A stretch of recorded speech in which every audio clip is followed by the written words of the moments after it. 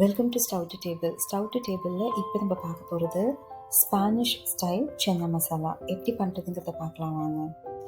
Over night ஒரு cup அளவுக்கு சென்னாவை soup பண்ணி வச்சுக்கோங்க. ஊறின சென்னாவை ஒரு குக்கரில் மாற்றிட்டு அது கூட ஒரு 2 பிரிஞ்சி இலை, 3 கலரில் கேப்சிகம் பாதி பாதியாக கட் பண்ணி வச்சுக்கிட்டு 5லேருந்து 6 பல் பூண்டு அண்ட் ஒரு வெங்காயம் பாதியாக கட் பண்ணி ஆட் பண்ணிவிட்டு ஒரு 5லேருந்து 6 விசில் வர வரைக்கும் குக் பண்ணி எடுத்துக்கோங்க. இப்போ குக் பண்ண சென்னால இருந்துட்டு பிரிஞ்சி இலை, பூண்டு, வெங்காயம், அதுக்கப்புறம் கேப்சிகம் இதெல்லாம் ஒரு மிக்ஸி ஜாரில் ஆட் பண்ணிவிட்டு அது கூடவே ஒரு டீஸ்பூன் அளவுக்கு காஷ்மீரி சில்லி பவுடர் அண்ட் ஒரு 1/4 டீஸ்பூன் அளவுக்கு கரம் மசாலா ஆட் பண்ணி நல்லா பேஸ்ட்டாக அரைச்சிக்கோங்க.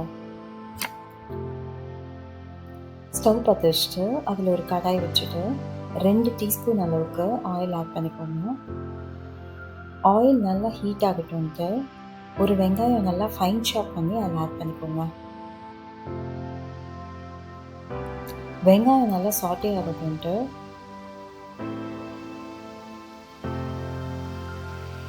அது கூடவே ஒரு 2 டேபிள் ஸ்பூன் அளவுக்கு டொமேட்டோ கெச்சப் ஆட் பண்ணணும்.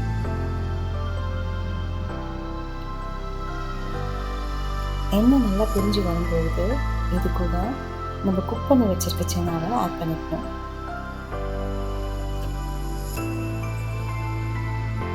சென்னா ஆட் பண்ணிவிட்டு நல்லா சாட்டே பண்ணிக்கோங்க.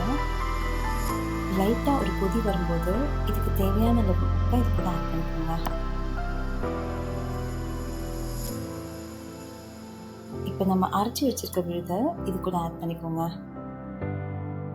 எல்லாம் நல்லா மிக்ஸ் ஆகட்டும்ட்டு ஒரு ஃபியூ மினிட்ஸ் சாட்டே பண்ணதுக்கப்புறமா ஒரு 2 மினிட்ஸ் நம்ம மூடி போட்டு குக் பண்ணணும்.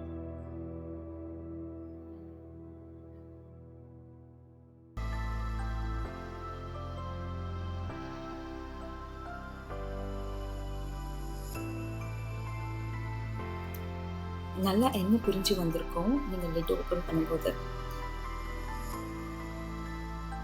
அப்புறமா ஒரு சாட்டே பண்ணிவிட்டு இது கூட ஒரு 1/4 டீஸ்பூன் அளவுக்கு பெப்பர் பவுடர் போட்டிங்கன்னா உங்களோட ஸ்பானிஷ் ஸ்டைல் சென்னா மசாலா ரெடி.